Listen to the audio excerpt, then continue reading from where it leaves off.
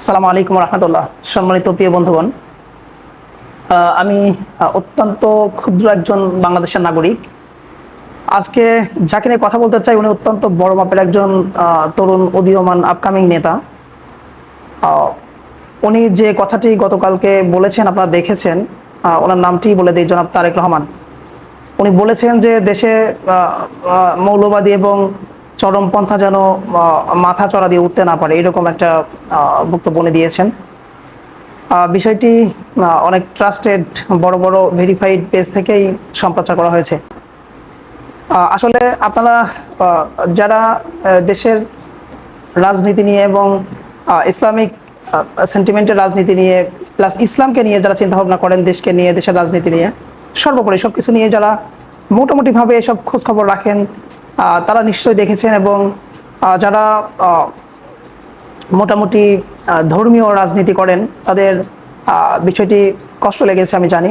আমি একজন মুসলিম, সর্বপ্রথম আমার পরিচয় হচ্ছে আমি মুসলিম, তারপরে আমি বাংলাদেশি, তারপরে অন্যান্য মানে আইডেন্টিফিকেশন আস্তে আস্তে চলে আসে। তো ওনার কথাতে আসলে ইসলাম প্রিয় মানুষজন কষ্টই পাবে, কারণ চরমপন্থা এবং মৌলবাদী যে বক্তব্য এবং ন্যারেটিভ, এটা বিগত 15 বছর সহ সেই 71-এর পরে থেকে চলে আসছে।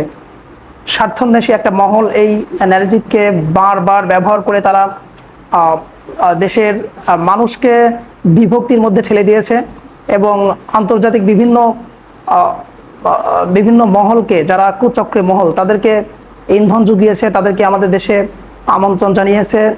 তথাকথিত সেই জঙ্গি, বিভিন্ন মৌলবাদ, বিভিন্ন চরমপন্থার নাম করে তারা বিভিন্নভাবে আমাদের দেশে প্রবেশ করেছে বলতে পারেন। করে তারা সর্বোপরি ইসলামকে একটা ব্লেন্ডার করার অনেকগুলো প্রসেস হাতে নিয়েছিল বিগত ফ্যাসিস্ট খুনি হাসিনার আমলে। তো সেই বিষয় থেকে মানুষ এখন ধীরে ধীরে বের হয়ে আসছে। কিন্তু দুর্ভাগ্যজনক হলেও সত্য যে জনাব তারেক রহমান, উনি দলের একজন সিনিয়র নেতা। উনি ওনার আম্মা এখন বয়স হয়েছে, আল্লাহ ওনাকে হায়াত দারাজ করুন, কিন্তু উনি এখন দলের ভারপ্রাপ্ত চেয়ারম্যান।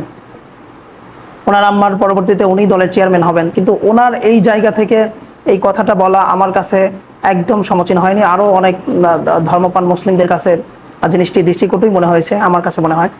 আর আরেকটি বিষয় হলো যে, সবচেয়ে গুরুত্বপূর্ণ যে বিষয় আমি বলতে চাই সেটা হলো, আমরা দেশের নাগরিক সর্বোপরি, আমরা দুইটা গ্রুপের ব্যাপারে আমরা একদম সবাই এক। দুইটা গ্রুপের ব্যাপারে সবাই আমরা ঐক্যবদ্ধ। এক হচ্ছে ইন্ডিয়া, আর একটা হচ্ছে আওয়ামী লীগ। এই দুটোর ব্যাপারে আমরা একদম সবাই এক কাতারে কাজ করতে চাই, একদম সবাই এক কাতারে কাজ করতে চাই। বাট আমাদের মধ্যে মতপার্থক্য থাকবে। বিভিন্ন দল, জামাত, হেফাজত, চরমনাই, বিএনপি, এনসিপি, আরও অনেকগুলো দল রয়েছে বাংলাদেশের নিবন্ধন ওয়ালা দল। তো সবার মধ্যে মতবিরোধ থাকবে, রাজনৈতিক সমালোচনা থাকবে, সমালোচনা সহ্য করতে হবে, এটার পাল্টা প্রতিক্রিয়া জানাতে হবে। এবং এটা হচ্ছে অত্যন্ত প্রজ্ঞার সাথে করতে হবে। মারামারি করা যাবে না। মারামারি দিয়ে কখনো একটা সিস্টেমকে সুন্দরভাবে প্রতিস্থাপন করা যায় না। একজন একজনের উপর সম্মান থাকবে, শ্রদ্ধা থাকবে। একটা দল সরকার গঠন করবে, অন্য কেউ বিরোধী দলে থাকলে তারা সবাই উভয়ে মিলে দেশটাকে সুন্দর দিকে এগিয়ে নিয়ে যাবে। এটাই আমাদের চাওয়া, আমরা এটাই চাই যে দেশটা সর্বোপরি সবাই মিলে একটা স্টেবল পরিস্থিতি তৈরি করুন। এখানে কে বিএনপি করেন, কে জামায়াত করেন, কে অন্যান্য দল করেন, এটা ডাজন্ট ম্যাটার। আপনারা সবাই মিলে দেশটাকে সুন্দর জায়গায় নিয়ে যান।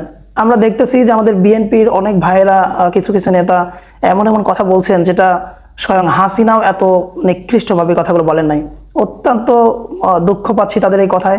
আপনারা প্লিজ, আপনাদের আমরা অনেক ভালোবাসি ভাই। আমরা যে দল করি না কেন, জামাতের অনেক লোকজন অনেক রকম কথা বলে ফেলেন, এটা থেকে পরিহার করুন।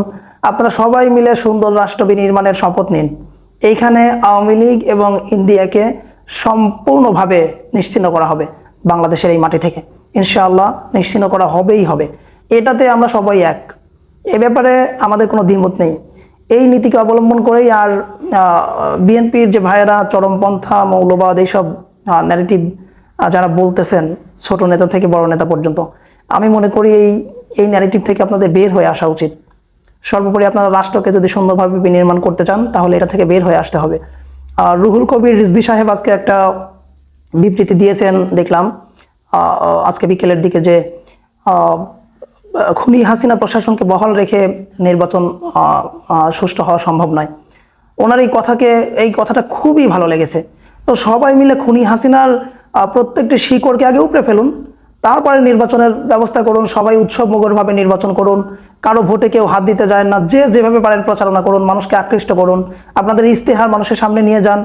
যারা আপনাদেরকে পছন্দ করে, বিএনপিকে করবে, জামাতকে করবে, এনসিপিকে করবে, বিভিন্ন দলকে মানুষ উৎসব মুখরভাবে ভোট দেবে। এটাই আমাদের, এভাবে আস্তে আস্তে আমাদের দেশ এগিয়ে যাবে। আমরা একজন একজনের উপর রাগান্বিত হয়ে কাদা ছোড়াছড়ি করে এগুলো করে তো হবে না ভাই। এটা একটা রাষ্ট্রের ভিত্তিকে আরো দুর্বল করে তোলে, আর এটাই করতে চাচ্ছে আওয়ামী লীগ এবং ইন্ডিয়া মিলে। তো এই বিষয়টা কিন্তু আমরা অনেকে ধরতে পারছি। তো এই বিষয়টা আমরা আবারও বলছি যে ইন্ডিয়া এবং আওয়ামী লীগের ব্যাপারে আমরা সবাই এক এবং একই থাকবো আমরা। আর এটা যদি আমরা থাকতে পারি তাহলে আমরা আমাদের দেশকে সুন্দরভাবে বিনির্মাণ করতে পারবো ইনশাল্লাহ। আর যদি তাদের ফাঁদে পা দিয়ে আমরা একে অপরের শত্রু হয়ে দাঁড়াই তাহলে আবার একটা মানে বিশাল বড় ক্যাজুয়ালিটি হওয়ার সম্ভাবনা রয়েছে। সো আপনারা এই ডান্ডিয়া এবং আওয়ামী লীগের ফাঁদে পা দিবেন না। আপনারা অযোচিত কথাবার্তা, একজন একজনের দিকে কাদা ছড়াছড়ি, এই জিনিসটা একটু মানে সহনশীলতার সাথে করুন। সবাই ভালো থাকবেন। আল্লাহ হাফেজ।